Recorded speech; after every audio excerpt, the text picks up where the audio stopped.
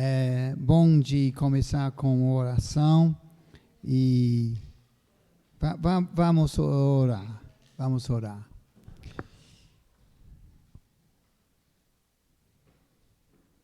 Senhor, nós sabemos que nós estamos tratando assuntos muito importantes. Nós queremos ser pessoas que não somente interpretam bem, mas como nós acabamos de dizer, orar um pouco antes, queremos viver as verdades que nós descobrimos na Tua palavra da verdade. Mas queremos interpretar melhor. Sabemos a nossa tendência, eu sei a minha tendência de errar e deixar as influências deste mundo influenciar nosso modo de pensar. Então oramos que Tu esteja nos orientando de novo como melhorar a nossa interpretação para que possamos viver melhor como discípulos. E, Senhor, nós pensamos neste bairro, um bairro grande, aeroporto 1, aeroporto 2, aeroporto 3, e pensamos nas pessoas que moram nas casas hoje à noite. E oramos, Senhor, que Tu esteja usando esta igreja, os irmãos nesta igreja, para provocar um revivamento no sentido de pessoas querendo colocar suas vidas em ordem diante de Ti, para ver um arrependimento real neste bairro, e que Tu estejas usando os irmãos desta igreja para ter contato com pessoas sedentos de ouvir como eles possam ser salvos. Senhor, queremos melhorar a nossa interpretação da Bíblia para que possamos brilhar para Ti neste bairro. Queremos ver outras conhecendo Teu Filho amado e tendo vidas transformadas. Então, nos ajuda hoje. Faz estas oficinas parte do Teu desenvolvimento nas nossas vidas, para que nós viramos Seus servos neste bairro. Amém.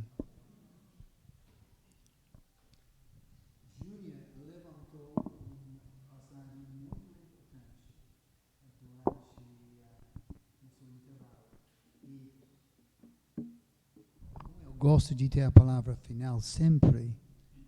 Vou continuar a ter, falar um pouquinho sobre a última oficina, porque ele levantou uma coisa que eu achei muito interessante.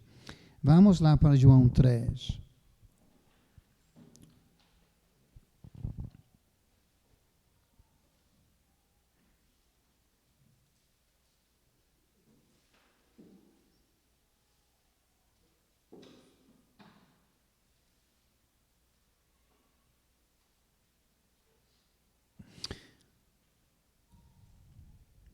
Vocês sabem que isso é depois de falar com Nicodemos,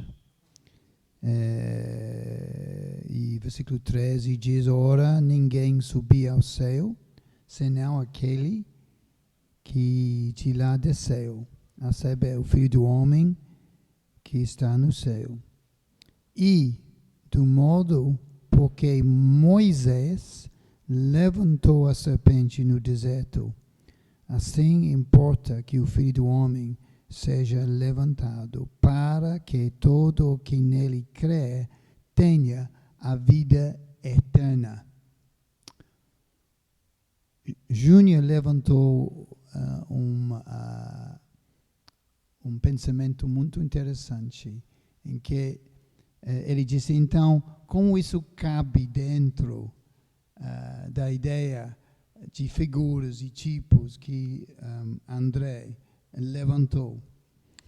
E eu disse em resposta, em versículo 14, o Senhor está usando o episódio lá no deserto com Moisés como uma comparação. Você lembra da história no deserto, Pessoas estavam morrendo porque foi pecado por cobras. Deus disse, Moisés orou. O Senhor disse, faz uma serpente de bronze, levanta lá no acampamento. Se alguém quer ser curado, tem de olhar para o serpente do bronze.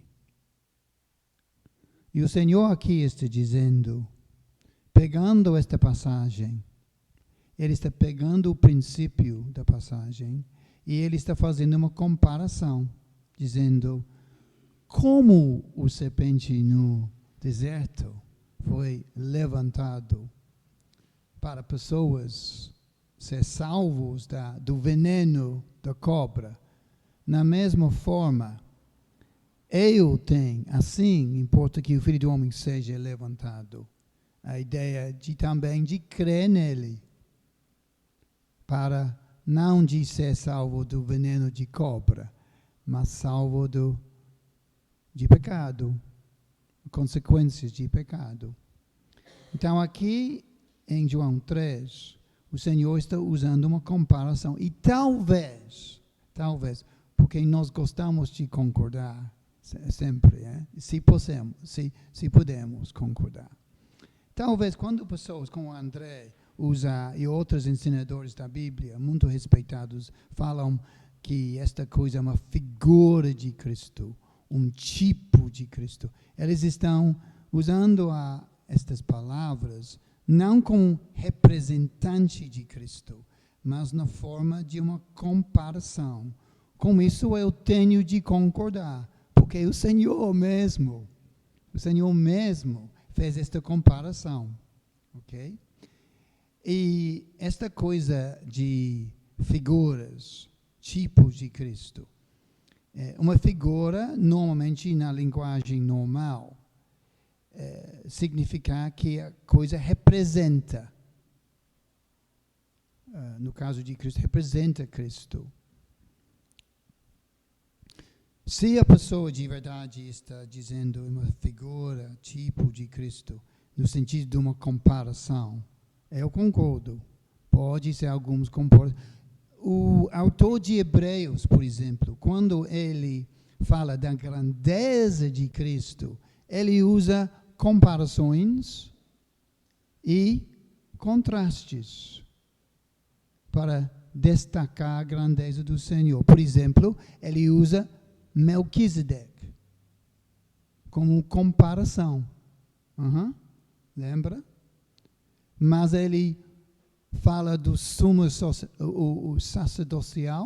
sacerdotes como contraste da obra dele, do ministério dele, também em Hebreus.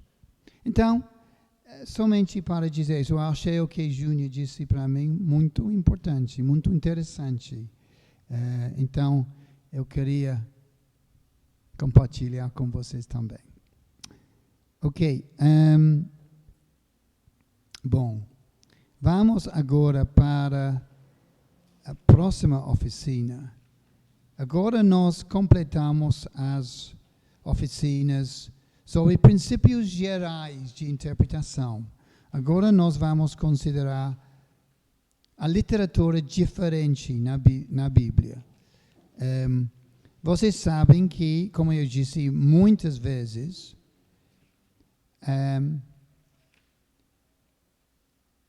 a Bíblia é uma biblioteca e tem literatura diferente.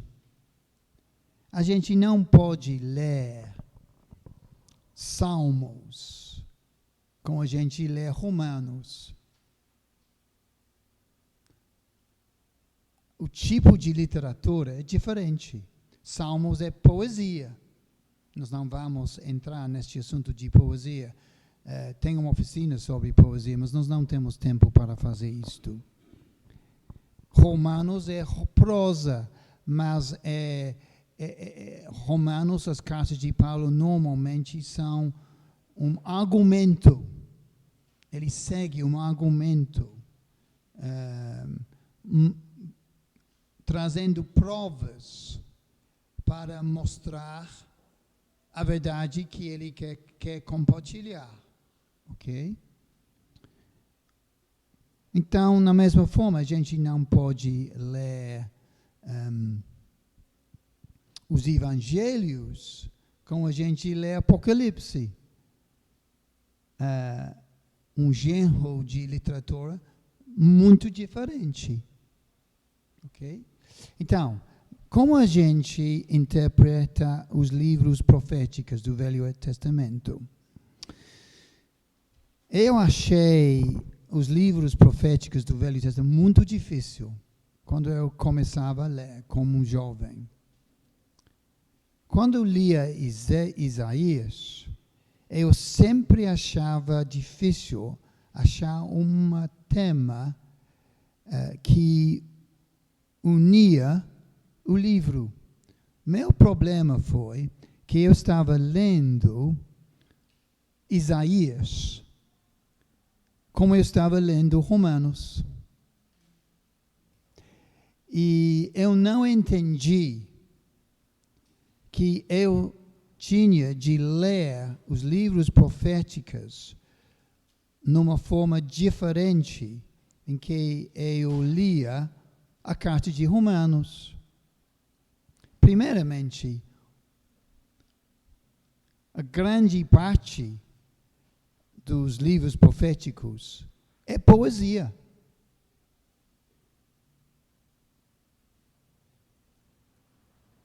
E só tem uma parte, duas partes de Romanos que é poesia, pequena. Meu problema, então, foi que eu não estava entendendo a literatura, que a literatura dos profetas foi diferente das cartas de Paulo. Então, vamos olhar um pouquinho mais sobre como interpretar a profecia. Útil saber que os livros proféticos contêm mensagens falados e escritos por somente 300 anos, por aí, de século 8 até século 5 antes de Cristo. E o tempo em que os profetas profetizaram começou mais ou menos 100 anos depois da divisão de Israel no reino da norte e no reino do sul. O sul ficou conhecido como Judá, a norte como Israel. Ok? Bom, o tempo das profetas foi um tempo muito difícil na história dos dois reinos, norte e do sul, porque Deus estava começando a falar por meio das profetas da invasão de Assíria e Babilônia, se o povo não arrependesse. Então, os livros proféticos são muito intensos. Muito intenso. Por quê? Porque Deus estava querendo trazer o povo do norte e do povo do sul de volta para Ele mesmo. Então, sabendo isso, nos ajuda como nós lemos os livros proféticos. Porque os profetas em geral, foram embaixadores de Yahweh, Deus de Israel. Embaixadores no sentido que eles não falaram uma mensagem nova. Ok? Mas foram enviados por Yahweh para mostrar que o seu povo tinha quebrado a aliança da lei. Sim, eu sou um profeta também hoje à noite. Estou lendo as suas mentes e vocês estão começando a pensar, não, mas Simon, eles trazeram coisas novas. Vamos pensar em Daniel. Daniel trouxe revelações muito novas, verdade. Isaías 53, que André acabou de mencionar, coisas novas. O fim de Isaías, nova terra, coisas novas, verdade. Nova aliança de Jeremias, sim, coisas novas. Mas em geral, os profetas não trouxeram uma mensagem nova. Eles tinham a missão de revivamento. Eu não estou usando a palavra revivamento no sentido dos carismáticos, ok? Não me mal entender. Mas revivamento no sentido que o povo de Deus voltasse a Deus para cumprir a velha aliança. Lembra em Levítico 26 e Deuteronômio 28, lembra o que Moisés disse? Representando a Deus, disse que se você guarda os mandamentos de Yahweh, você vai ser abençoado em tudo. Ok? Se você desobedecer, você vai ser punido. Deus descreveu a benção, não disse simplesmente eu vou abençoar você. Ele explicou como ele abençoaria, com detalhes. Mas se você me desobedece, Deus descreveu por meio de Moisés, com detalhes, a punição que eles receberiam. Os profetas, em geral, estavam profetizando para dizer: Deus está agora começando a cumprir Levítico 26, Deuteronômio 28. Infelizmente, não no caso de benção, mas no caso de punição.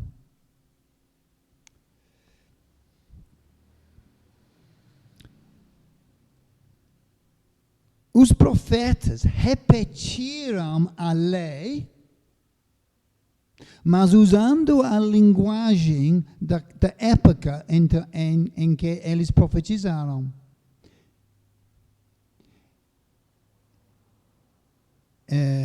Eles chamaram atenção para os requerimentos da lei, mas baseado nas coisas que o povo estava fazendo naquela época.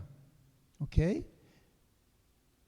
Então, eles não estavam mudando a lei, mas aplicando a lei para a situação do povo da época deles. Ok?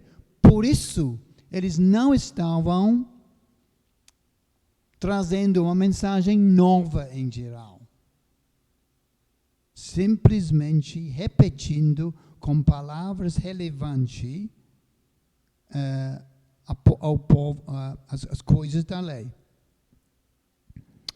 Ok, em geral, então, os profetas, a gente pode analisar as cartas dos profetas nesta forma.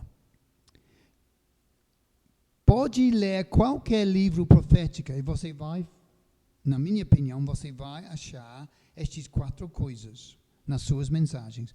Primeiramente, que o povo quebrou a lei. E como? O profeta não simplesmente diz, vocês são ruins, vocês são pecadores, vocês quebraram a lei, Deus vai punir vocês. Não. Quando eles disseram que vocês quebraram a lei, ele explicou detalhadamente como, falando de imoralidade sexual, falando de desonestidade em comércio, falando de hipocrisia religiosa, falando de idolatria e a forma em que eles estavam se idolatrando. Sempre detalhado. Segunda coisa, eles chamaram o povo para arrepender. E como? Então, de novo, eles não simplesmente disseram, você tem de arrepender. Eles explicaram como eles podiam voltar a Deus, passo a passo. Por exemplo, se alguém diz para você, alguém está perdido no bairro aeroporto, eles querem chegar ao centro, você não simplesmente diz, você tem de dirigir naquela direção. Não. Você chega a este rotatório, você pega a segunda estrada, você dá passo a passo para chegar ao centro. Na mesma forma, os profetas fizeram a mesma coisa. A mensagem de arrependimento foi muito detalhado. Como voltar a Deus. Lição para nós, eu acho aqui. Quando nós falamos de pecado, quando nós falamos de arrependimento. Terceira coisa, a promessa de juízo se não se arrependesse. E descrevendo em detalhes o que Deus faria. Ok? E finalmente, uma promessa de uma restauração gloriosa se arrependesse. E uma descrição desta restauração. Para vocês não dormem, agora vocês têm de acordar.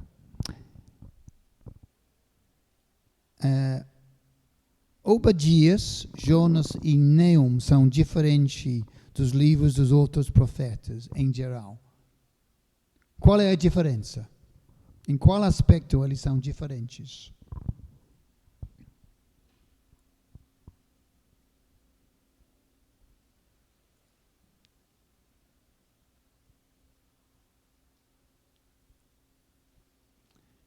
E não fala, eles são pequenos, por favor.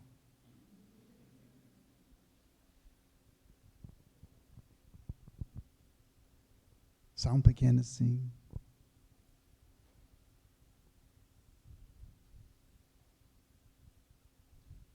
Tenho ideia.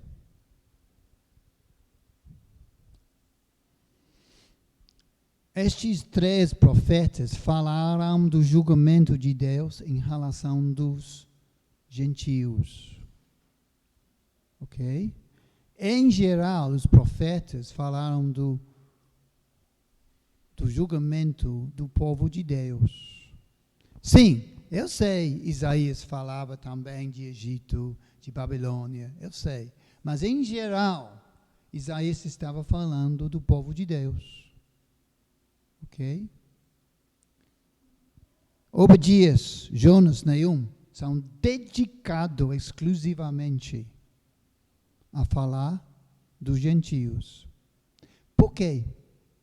As mensagens deles, de verdade, foi para o povo de Israel, mas sobre as nações, afirmando que Deus também julgaria os gentios.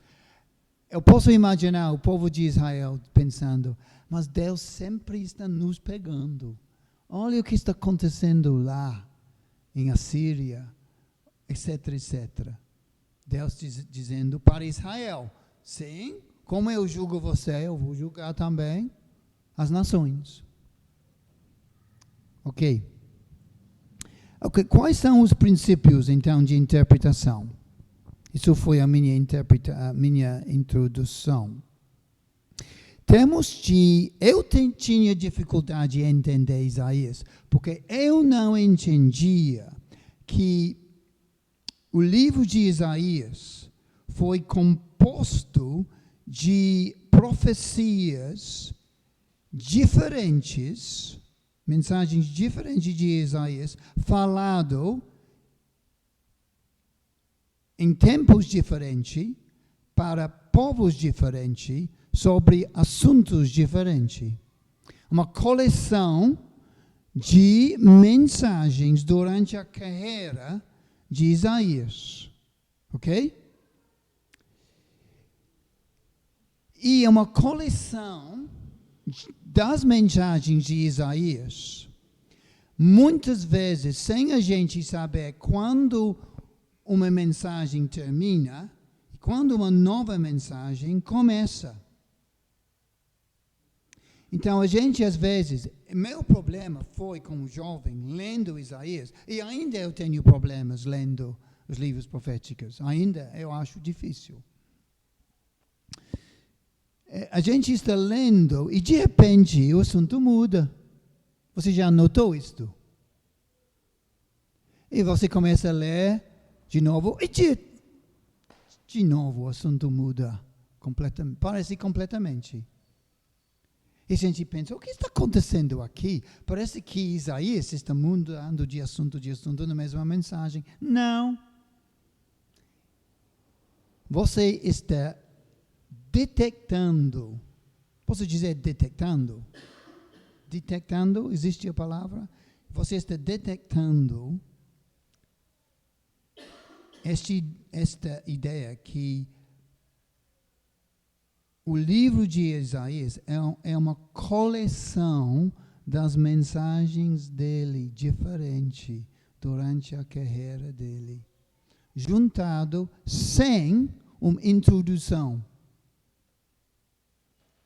de Isaías, dizendo, agora estou começando uma nova mensagem, outra cidade, outro tempo, outro assunto, ok? Agora, sabendo isso, a gente não deve procurar um tema sempre que une o livro. A gente tem, como interpretação do livro, tentar discernir quando Isaías está começando uma mensagem e terminando. E o próximo versículo é uma nova mensagem, talvez falado 20 anos depois, sobre um assunto diferente para numa cidade diferente. Okay? Outra coisa ligado com isso é que vamos ver se a gente deve falar disso agora. Sim. Outra coisa.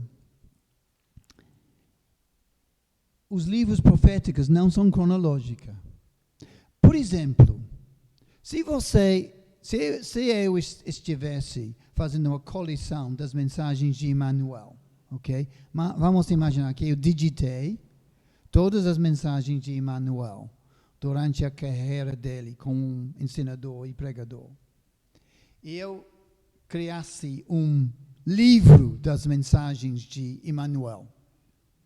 Provavelmente eu colocaria numa forma cronológica, começando com a primeira mensagem dele, até a última mensagem, quando ele tinha 100 anos. Ok? Ainda pregando de 100 anos.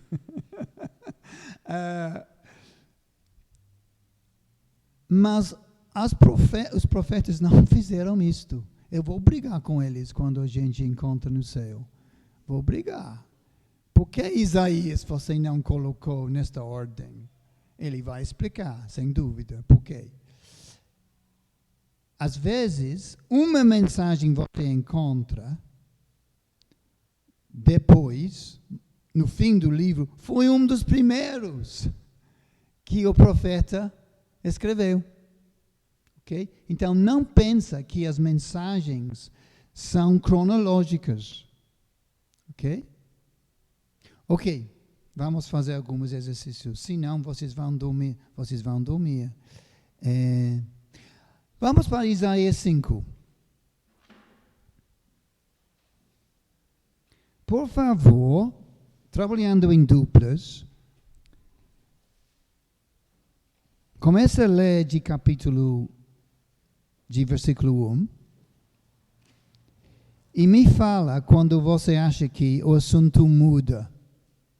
Porque provavelmente isso indica uma nova profecia de Isaías. Isaías 5, ok? Vou dar a você 3 minutos.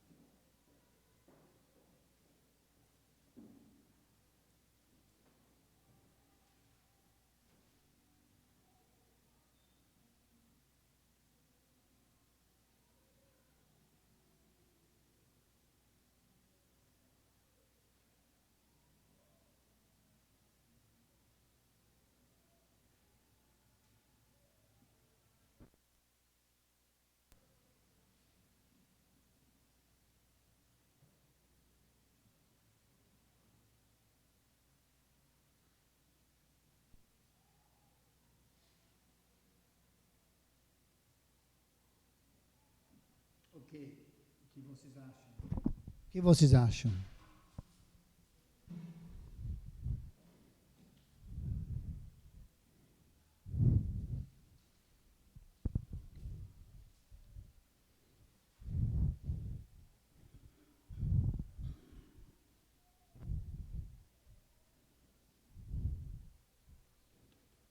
Quando você acha que Isaías começa uma nova mensagem, provavelmente falado numa ocasião diferente.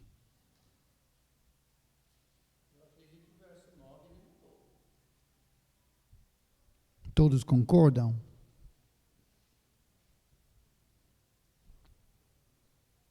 Eu concordo. Porque em versículo 1 a 8, ele está falando da vinha do Senhor. E como Israel foi a vinha, e dentro do vinha, Israel desobedece a Deus, e estragando a vinha. De versículo 9, de fato, acho que a divisão do capítulo ajuda aqui. De versículo 9, 8, desculpe, até dia 7, desculpe. A partir de versículo 8, ele começa a falar ai de você, ai, em vários sentidos. Interessante, como eu disse, lembra, quando ele fala de pecado, ele sempre descreve em detalhes exatamente o pecado que o povo estava cometendo. Então, ai de vocês, ai de vocês, ai de vocês. Até, parece que, o fim do capítulo. E, felizmente, Isaías, ele fala do ano da morte de rei Uzias. Começa um novo assunto, a visão que ele tinha. Às vezes, é muito mais... Eu peguei uma passagem simples. Às vezes, é muito mais complicado descobrir quando uma mensagem começa e termina, quando uma nova mensagem começa. Por isso é muito útil ter um comentário moderno quando você está lendo um livro, ok? Porque eu sei que a gente prefere não ter ajuda quando a gente está lendo. Eu entendo disso.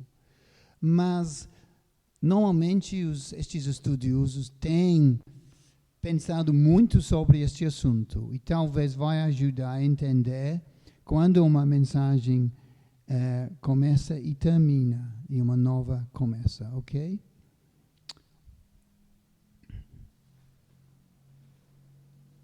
Então, primeira dica de interpretação: reconhece que o livro é uma coleção de mensagens e tenta descobrir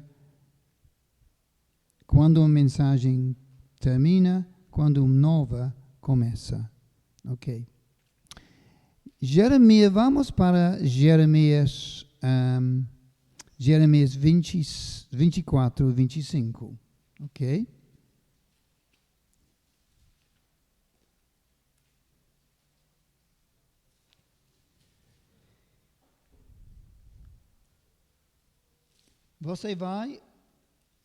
Vou dizer que, embora que Jeremias 25 é incluído no livro de Jeremias, depois da mensagem em capítulo 24, a mensagem de Jeremias em capítulo 25 foi falado antes da mensagem em capítulo 24. Como a gente sabe disso? Olha, como a gente pode perceber que isso é verdade?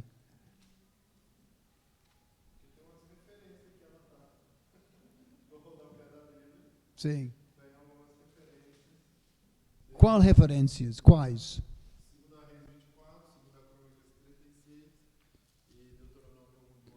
Mas isso não faz parte da Bíblia. Rapaz, ele é muito esperto, este rapaz, é muito esperto. Não, mas sem as referências, como a gente sabe?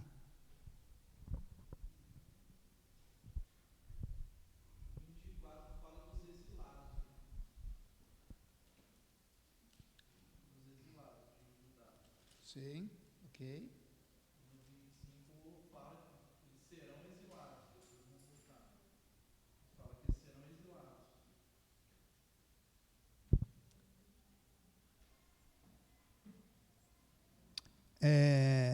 Fala, mas nós temos a data.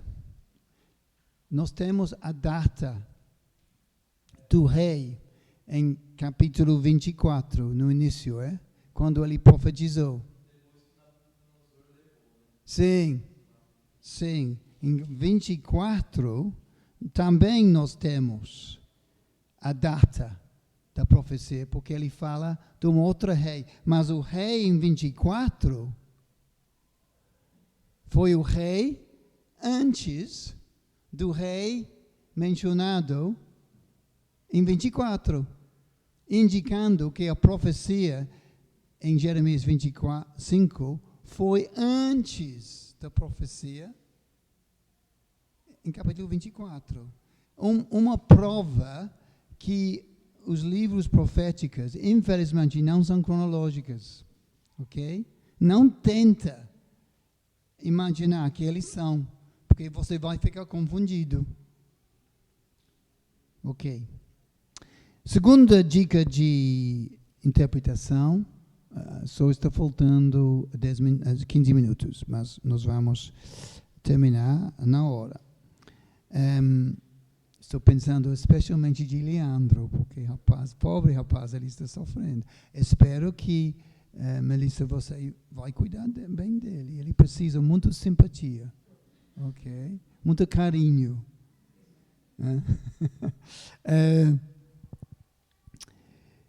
O uso de poesia. Muita poesia nos livros proféticos.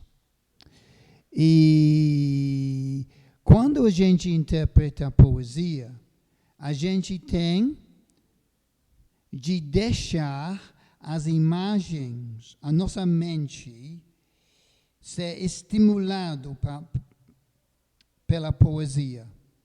A poesia tem a capacidade de atingir as emoções mais fácil do que prosa, ok? Então, quando nós estamos lendo as profecias dos profetas, muitas vezes eles estão falando em poesia, usando metáfora, usando hipérbole, ok? Então, a gente tem de deixar as imagens que o profeta está colocando dentro da mente, frente de nós, estimular nossas imaginações, ok?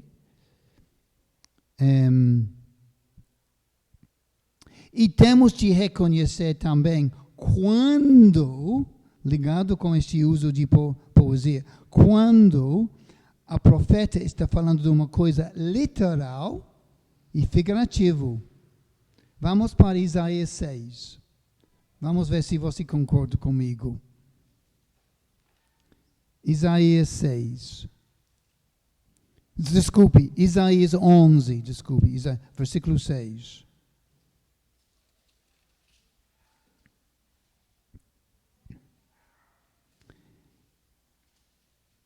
Alguém possa ler?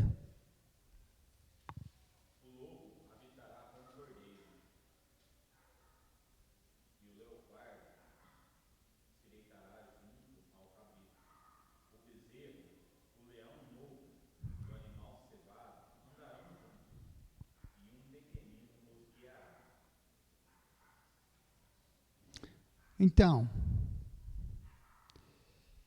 isso é poesia. Então, Isaías está falando de uma coisa figurativa ou ele está falando de uma coisa literal?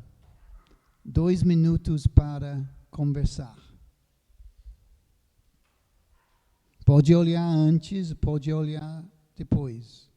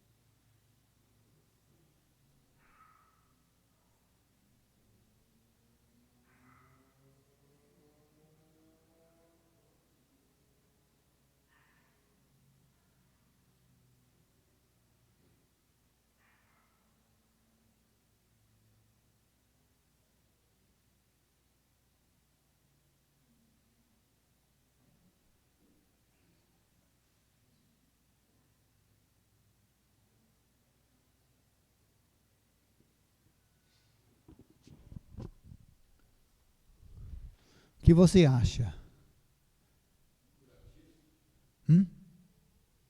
Figurativo, ok. Alguém outra? Figurativo. Segundo os TJ, não, é real. Segundo os TJ. Testemunho de Jeová. Entendi. Mas você concorda com eles? Não. Ok. Ele está falando do reinado, né, no futuro, né? Sim. Do Messias. Sim. Mas ele está usando uma figura para demonstrar a pacificação do reinado. Sim. Alguém acha que é literal? Literal, ok. Por que você acha literal? Mas, Emmanuel, por que você acha figurativo? Vamos ser justos. Bom, posso estar errado, mas eu vi duas coisas aqui que não encaixou. No verso 7 diz, a vaca e a ursa pastarão juntas. Eu nunca vi o urso pastando. Não sei se faz sentido. No final do verso, o leão comerá palha com o boi. Leão, não é, que eu saiba, não come planta. Então, bom, eu vi isso.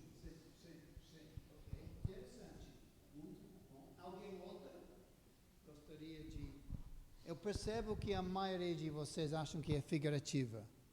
Em vez de literal. Mas alguém gostaria de adicionar alguma coisa? Desculpe?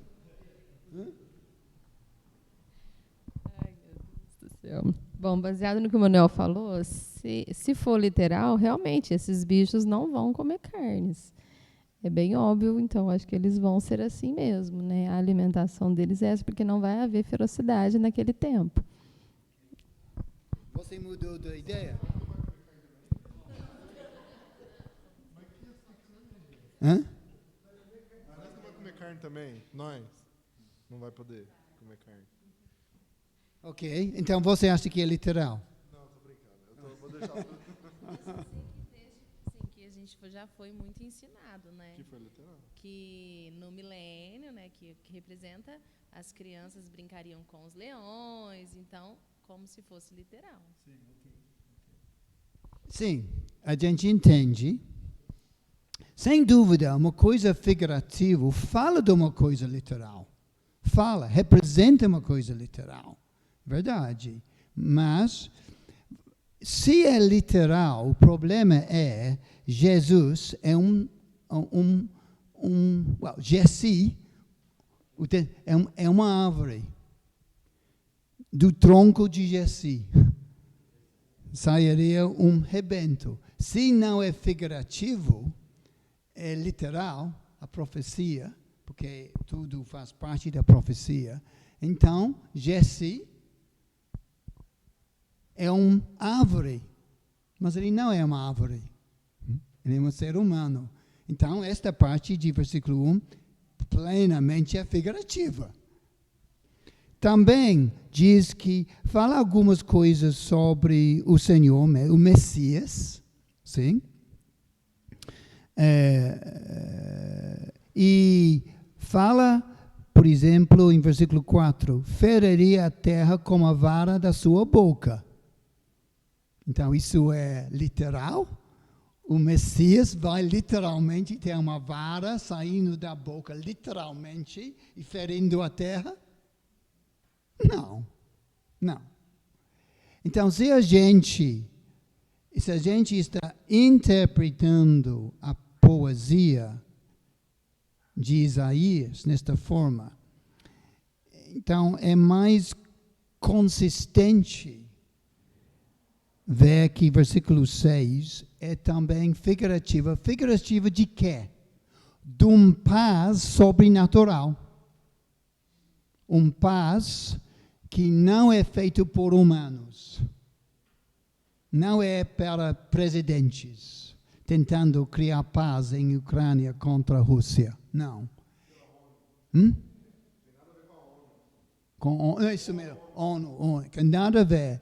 É uma paz tão profundo que é sobrenatural. Deus vai fazer isto. O Messias vai criar esta paz. Mas é figurativa.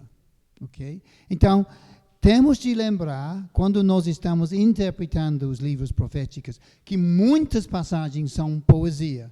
E temos de diferenciar entre o que é literal e o que é figurativo. Eu só quero adicionar um dado, né? Os maiores indicativos que isso aqui é poético realmente são esses, né? O rebento de Jessé, a vara da sua boca. Em relação ao leão pastando, né, o urso pastando, é uma retomada do Éden, né? Da criação antes da queda. Então, onde os animais realmente eles eram, né, não só os animais, mas o ser humano também era vegetariano, né, não existia essa. Então, com isso também o profeta quer dizer que o Messias ele vai restaurar aquilo que havia no Éden em relação ao homem, do homem com Deus, né? Seria esse um indicativo disso, né? O Messias ele vem para trazer o Éden de volta, né, naquela relação que existia entre o ser humano e Deus. Sim, é figurativo, mas para mostrar que o Messias ele nos religa a Deus como era antes da queda, né? Como nós tínhamos, Adão tinha antes da queda. Mas é figurativo. Observação interessante. Ótimo, obrigado. Tá levantando ali. Nós não vamos comer carne? No milênio ninguém vai comer carne no reinado? Isso eu não sei. Eu vou deixar André de resolver isso da Bíblia. Vou deixar. O Senhor Jesus comeu depois da ressurreição dele. Ele comeu. Mas isso é uma pergunta, eu não tenho resposta. A única coisa que eu posso dizer, o Senhor no corpo ressuscito, ele comeu. Ele não precisava comer, mas ele comeu. Interessante, é? Ok. Só está faltando 5 minutos. E este rapaz precisa ir à cama dele. Precisa. Muitas vezes, quando nós lemos os livros proféticos em casa, nós pensamos que os profetas estão falando do futuro. Em geral, eles não estão falando do futuro. Eles estão falando da situação do povo daquela época. Eles estão profetizando no sentido de dizer, estes são os pensamentos de Deus sobre como você está vivendo a sua imoralidade sexual. Por exemplo, se fosse a internet hoje, Isaías falaria de pornografia que nós estamos assistindo. A sua desonestidade em dinheiro, em comércio, em não pagar os seus impostos. Mentiras, como você está afetando a vida do outro por causa disso. Então, o profeta está falando como um embaixador de Deus, mencionando a lei, mas falando da condição do povo daquela época. Em geral. Sim, tem algumas profecias no futuro longo, verdade. Eu já mencionei Daniel. Escuta esta análise de 2 estudiosos chamados Fee e Stewart, bem conhecido. E eles dizem o seguinte: 2% dos livros proféticos falam das promessas de Cristo. Eu acho que é mais do que isso, pessoalmente. Mas eles dizem 2% falam das promessas de Cristo. 5% da nova aliança. E 1% de eventos futuros, além destas outras categorias. Então, 90% dos livros proféticos, juntando todos os livros proféticos, 90% fala da condição do povo na época deles. Ok? Não está falando de coisas futuras. Talvez coisas futuras na imediata. Babilônia está chegando. A Síria vai atacar. Sim, mas está falando da situação do povo daquela época. Então, quando a gente está lendo em casa, a gente tem de levar isto em conta, porque os profetas foram pessoas de revivimento do povo de Israel e do povo de Judá.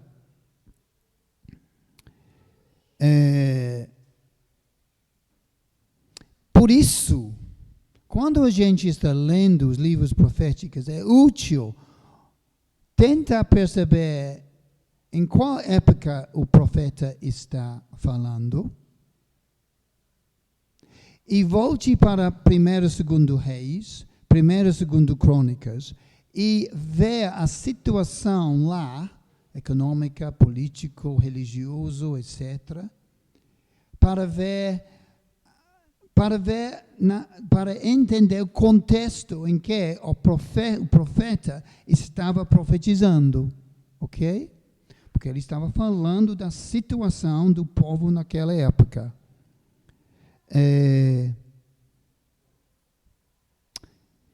Vamos parar lá. Sim. Sim, vamos parar lá. Alguém quer falar alguma coisa, comentário, alguma coisa que não entendia, não concordou, ou alguma outra coisa, antes de terminar? Porque já chegou 9 horas. Okay. Nem André? André, você está me decepcionando. Você sempre me ajuda. Ok. Então, obrigado pelo seu tempo. Amanhã nós vamos falar de como interpretar parábolas. Ok? Eu acho que é muito importante. E às 2 domingo à noite a gente vai falar de como interpretar Apocalipse. E a oficina final é muito exercícios. Eu vou colocar você em grupos de 4 ou 5 pessoas. E vocês vão ter uma passagem, não grande, mas uma passagem. E vocês têm de aplicar a passagem, ok? E o seu grupo tem de apresentar as suas conclusões para os outros grupos, ok? Então, a última oficina é muito dinâmico. Bom. Leandro, não, você está ruim. Eu vou orar, Ok. Não, você é ruim. Seu corpo está ruim. Ok. Senhor, de novo, nós temos partes da sua palavra, da tua verdade, que são complicados a entender. E oramos que tu esteja nos ajudando a entender como interpretar os livros proféticos. Pessoalmente, obrigado pela riqueza destas mensagens. Eles nos estimulam e nós queremos aplicar as mensagens para as nossas vidas também. Nós não queremos viver em imoralidade sexual. Nós não queremos não falar a verdade. Nós queremos ser honestos com dinheiro. Nós não queremos ser hipócritas. Queremos ser autênticos. Nós queremos cuidar dos órfãos. Queremos cuidar das viúvas. Queremos ser uma igreja relevante neste bairro. Queremos nos envolver na comunidade, cuidando das pessoas viciadas, pessoas perdidas. Senhor, nos ajuda de não ser igual Israel na época dos profetas. E, Senhor, se existem problemas entre nós, nos ajuda de entender como a gente possa voltar. Os passos, Senhor, que nós precisamos tomar para voltar. Nós somos fracos. E facilmente admitimos, Senhor, que nós deixamos pecado dominar as nossas vidas.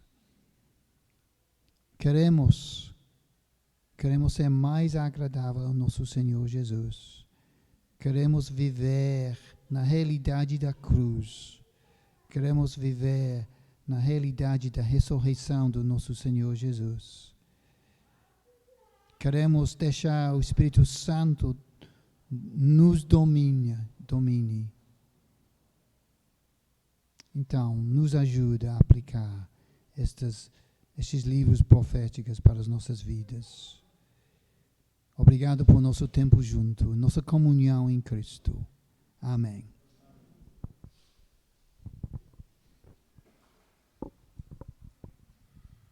Vocês estão em liberdade.